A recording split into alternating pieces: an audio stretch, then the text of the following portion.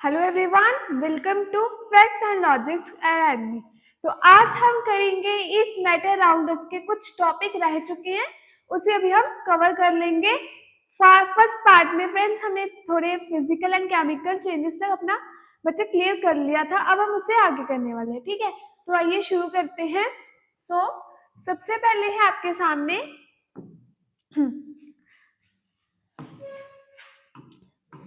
अब है आपके सामने थ्री टाइप फर्दर डिवाइडेड है हिट्रोजेनियस मिक्सचर के आगे हम पढ़ेंगे, जिसमें बच्चे आप पढ़ोगे सोल्यूशन, सस्पेंशन और कोलॉइड। आपको पता है सोल्यूशन एक होमोजेनियस मिक्सचर है। होमोजेनियस मिक्सचर का मतलब क्या, जब यूनिफॉर्मली पूरा डिसॉल्व हो चुका है। सस्पेंशन आपका हिट्रोजेनियस, ठीक है, और जो कोलाइडल है ये भी आपका हिट्रोजीनियस है। ठीक है, ये भी आपका बच्चे हिट्रोजीनियस मिक्सचर है। क्लियर। अब आगे बढ़ते हैं हम।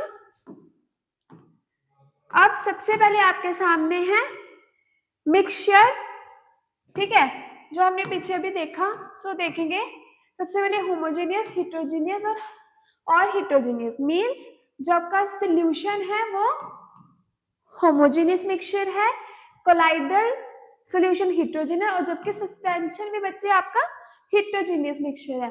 सबसे पहले आप सॉल्यूशन के बारे में पढ़ो। सॉल्यूशन, एक गिलास आपने वाटर लिया, ठीक है, और उसमें एक स्पून क्या डाला, नमक के। ठीक है, एक स्पून बच्चे क्या डाला है, नमक, तो वो आपका सॉल्यूशन बन गया।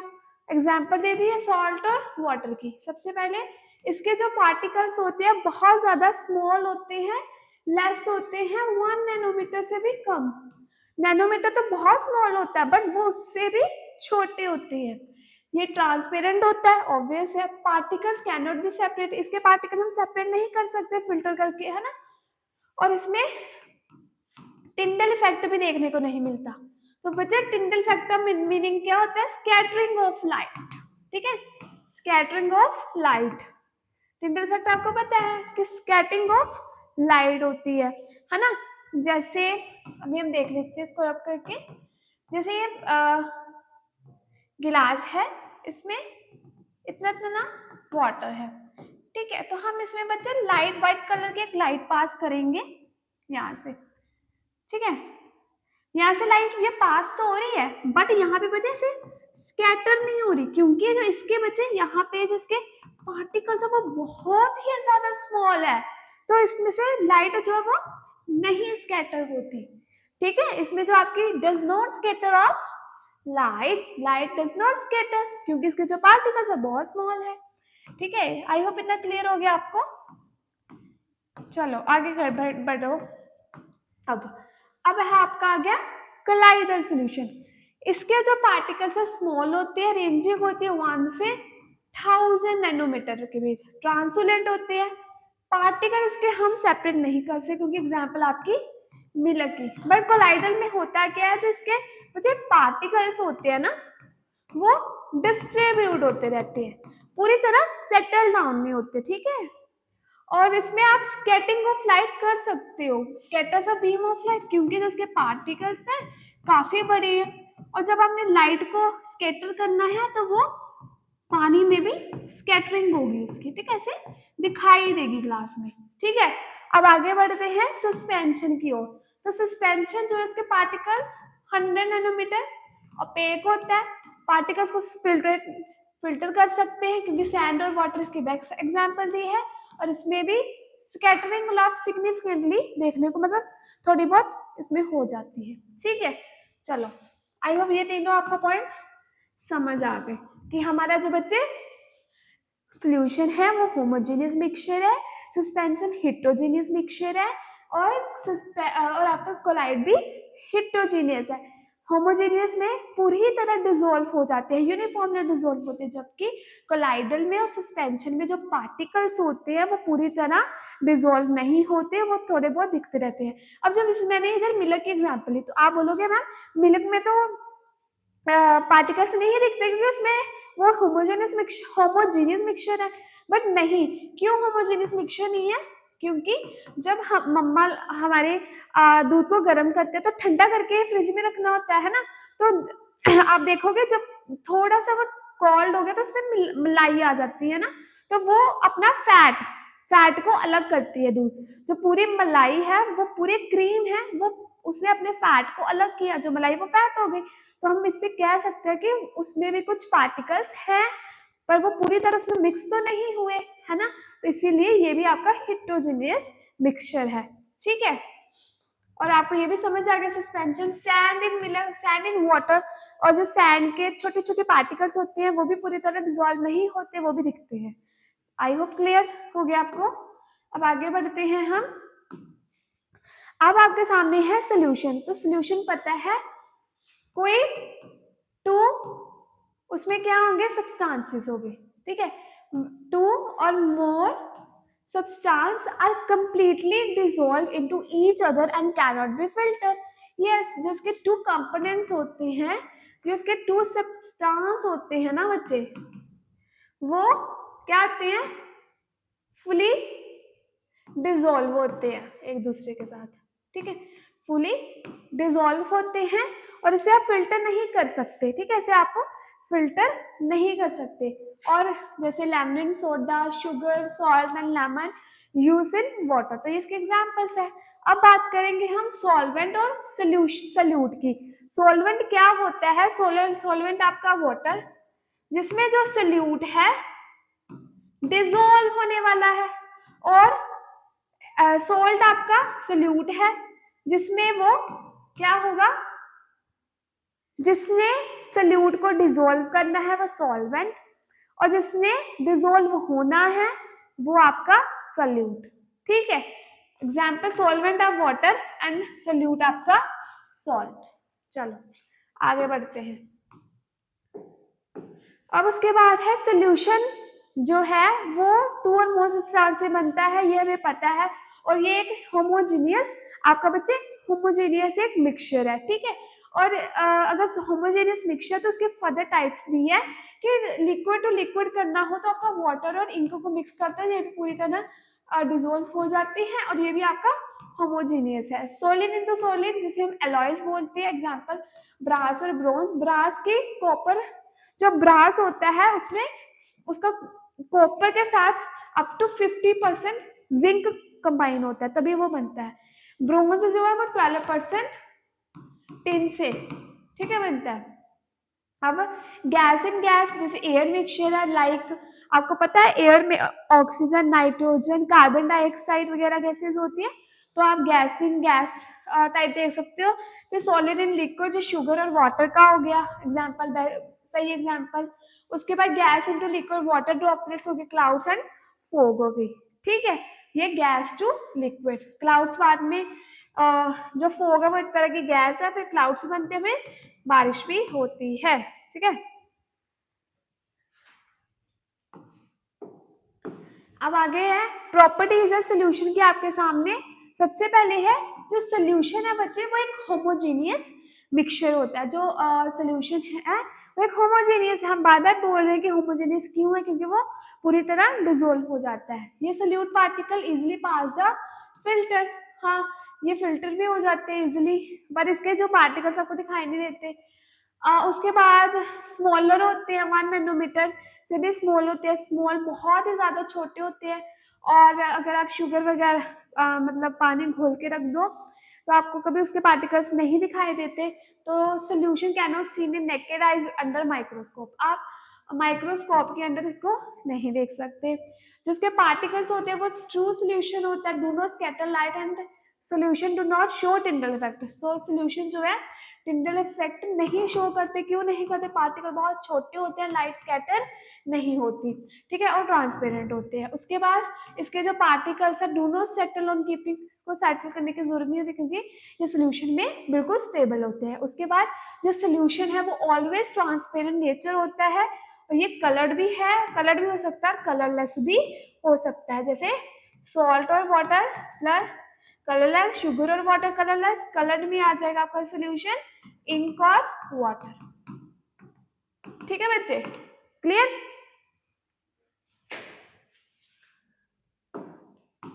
अब है आपके सामने कंसंट्रेशन सॉल्यूशन। तो कंसंट्रेशन सॉल्यूशन में सबसे पहले आपके सामने है, एक मिनट में कलर चेंज कर लेती हूँ।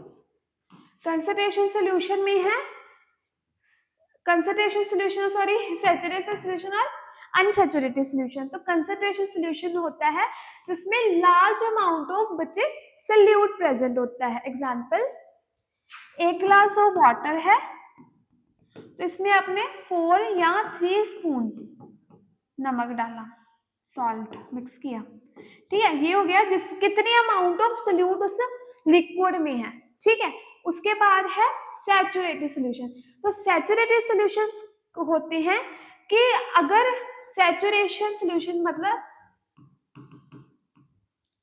इसमें आपने 5 से 6 स्पून अगर मान लो आपने इसमें सॉल्ट को डाल दिया, ठीक है, तो उसमें क्या होगा बच्चे कि जब वो अपने सैचुरेशन लेवल तक पहुंच गया ना सॉल्यूशन, तो उसमें जो नमक घुलना बंद हो जाएगा, ठीक है। मतलब उसने अपनी वो कंडीशन पूरी कर दी कि जब तक वो घुल सकता था उसने, मतलब जब तक वो डिसॉल्व हो सकता था वो डिसॉल्व हो गया, बट आफ्टर, है ना, बट उसके बाद वो अपने सैचुरेशन लेवल पे पहुंच गया, फिर खत्म, फिर आप नमक डाली जाओ तो नहीं होगा वो डिसॉल्व, ठीक है। तो ये आपकी सैचुरेशन सॉल्यूशन हो गया। तो solution in which no more solute can be dissolved at a given temperature is called saturated solution, ठीक है। उसके बाद अनसैचुरेटेड सॉल्यूशन में कि a solution which contain solute, अब वाटर है इतना लेवल का वाटर, ठीक है, मतलब इतना पानी है, तो हाँ आपने 1 स्पून डाला है इसमें नमक का, ठीक है, 1 स्पून डाला है, मतलब तो अभी भी उसमें इतनी जगह है कि आप उसमें सॉल्यूट डाल सकते हो, ठीक है, ये बात है। तो तब भी ये डिसॉल्व हो जाएगा। अगर आप 2 स्पून 3 स्पून डाल दो तो तब भी वो बच्चे क्या हो जाएगा, डिसॉल्व उसमें हो जाएगा, ठीक है। तो solution which contain solute less than the maximum amount, मतलब जो उसमें सॉल्यूट अभी हमने डाला है, प्रेजेंट है, वो मैक्सिमम है, कहा किससे, जितना उसमें अमाउंट होना चाहिए सॉल्यूट का, ठीक है। तो that can be dissolve, yes dissolve कर सकता है अपने गिवन टेम्परेचर के, और उसे ही हम अनसैचुरेटेड सॉल्यूशन बोलते हैं, उसे ही हम अनसैचुरेटेड सॉल्यूशन बोलते हैं, ठीक है।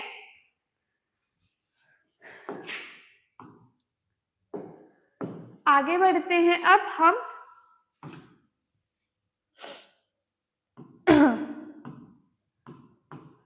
अब है 3 मेथड्स आपके पास सॉल्यूशन कंसंट्रेशन चेक करने के लिए सॉल्यूशन का, मास बाय मास, जिसमें बच्चे मास ऑफ सॉल्यूट ऊपर, सॉल्यूट का मास और सॉल्यूशन का इनटू 100 करना आपने, ठीक है, ये हो गया। अगर वॉल्यूम परसेंटेज निकालनी सॉल्यूशन की तो mass of solute upon volume of solution, तो 100 के साथ आप मल्टीप्लाई कर दोगे वॉल्यूम ऑफ सॉल्यूट और वॉल्यूम ऑफ सॉल्यूशन, तो ये आपका वॉल्यूम ऑफ परसेंटेज सॉल्यूशन का ही, ये मास है दोनों, ये वॉल्यूम, ठीक है।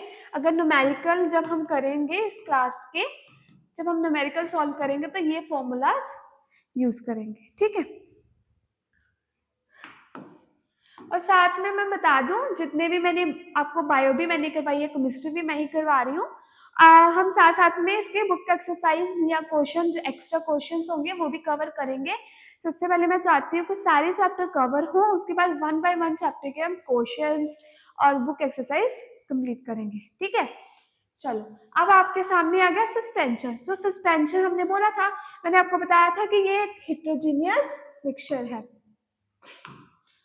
ठीक है बच्चे, ये क्या आपका हेट्रोजीनियस मिक्सचर है, क्योंकि आप देख लो मडी वाटर, मडी वाटर मतलब जो गड्ढे वाला पानी होता है उसमें काफी सारी मिट्टी होती है ना, वो पूरी तरह सेटल डाउन थोड़ी ना होती है, वो उसके जो आपको पार्टिकल्स है, जो उसके पार्टिकल्स है वो देखते हैं आप, आई से देख सकते हो, है ना, तो वो आपका सस्पेंशन हो गया। So suspension is a defined heterogeneous mixture with solute particles having size greater than 100 nanometre से अब ये ग्रेटर है, ठीक है, और spread और distributed throughout the bulk of the dam, yes, जो आपका बच्चे इधर जो भी पूरा सोल्यूशन है वो पूरा स्प्रेड हुआ होता है और डिस्ट्रीब्यूट होते हैं। तो ये पूरी तरह इसका जो बल्क ऑफ मीडियम होता है, ठीक है, बल्क ऑफ मीडियम होता है, और साथ ही साथ इसमें बल्क ऑफ मीडियम होता है, साथ ही साथ ये पूरी तरह सेटल डाउन नहीं होते। उसके बाद प्रॉपर्टीज है, कुछ प्रॉपर्टीज है। Suspension is a heterogeneous mixture, साथ में इसके जो पार्टिकल्स है वो ग्रेटर होते हैं, और आप इसे नेकेड आई से देख सकते हो और माइक्रोस्कोप से भी। और ये बच्चा टिंडल इफेक्ट भी शो करता है। क्यों करता है? इसके पार्टिकल्स काफी स्प्रेड हुए हैं, काफी डिस्ट्रीब्यूट होते हैं, बड़े होते हैं, तो इजिली जो लाइट आपने स्कैटर करनी है वो इजिली हो जाती है। ठीक है, चलो आगे बढ़ते हैं। अब है कोलॉइडल, ठीक है, जिसे हम कोलॉइड बोलते हैं। तो कोलॉइड भी आपका जो कोलॉइड है वो भी आपका बच्चे कौन सा मिक्सचर है? बताओ बताओ। वो भी आपका हेटेरोजेनियस मिक्सचर है। सो colloidal solution may be defined as a heterogeneous mixture in which solute particles have size between 1 nanometer to 100 nanometer, ठीक है, are evenly distributed throughout the bulk of the medium। Same चीज जैसे suspension है वैसे ही है, इसमें भी जो पार्टिकल्स है डिस्ट्रीब्यूट हुए होते हैं, साथ में ये पूरी तरह डिस्पर्स्ड होती है, ठीक है, और इसका भी कुछ तो कुछ बल्क ऑफ मीडियम है, मतलब कुछ तो कुछ मीडियम होता है, जैसे मिल्क आइसक्रीम है ना, इंक है, सॉप है, सॉल्यूशंस है, ये होगी सॉप सॉल्यूशंस हो गए क्योंकि पार्टिकल्स दिख रहे हैं। और इसमें एक बड़ी बात, जैसे मिल्क की एग्जांपल भी ली थी हमने इसमें, क्योंकि इसमें जो है वो पूरी तरह दिखते नहीं है, पर उसके पार्टिकल्स कुछ ना कुछ होते हैं। जैसे मिल्क में हमने देखी थी मलाई, मैं यहाँ पे हिंदी में लिख देती हूँ मलाई। मलाई क्या है मिल्क का? फैट। अगर देखा जाए तो मिल्क में भी तो काफी कुछ है, फैट है, प्रोटीन है ना, देखा था हमने, फैट है, प्रोटीन है, तो ये चीजें भी है, तो दिखती तो नहीं है ना, पूरी तरह डिस्ट्रीब्यूट नहीं है, पूरी तरह ये सेटल डाउन नहीं है, तो ये भी आपका कोलाइडल सॉल्यूशन है। प्रॉपर्टीज देख लो, हेटेरोजेनियस मिक्सचर होता है, जो पार्टिकल्स है इसके 1 नैनोमीटर से बीच में होता है, और इसको आप विजिबल नहीं होते इसके, ठीक है, नेक्ड आइज का मतलब आप इन आंखों से उसको प्रॉपरली नहीं देख सकते हो, और ना ही इसे हम फिल्टर कर सकते हैं, और ये टिंडल इफेक्ट शो करता है, इसमें से पार्टिकल्स जो है बच्चे डिस्ट्रीब्यूट होते हैं, और मैंने देखा था, हाँ, 1 नैनोमीटर टू 100 नैनोमीटर तक है, तो ठीक है, इसमें लाइट भी स्कैटर हो जाती है। ठीक है, आई होप इतना आपको समझ आ गया होगा। अब आगे बढ़ते हैं है ना, चलो जी, चैप्टर हुआ आपका फिनिश। अब हम नेक्स्ट चैप्टर के साथ आपके साथ मिलेंगे, और इसी तरह आप बनिए रहिए हमारे साथ। अगर आपको ये सेशन अच्छा लगा तो प्लीज लाइक शेयर कमेंट करें एंड चैनल को सब्सक्राइब करें। Thank you.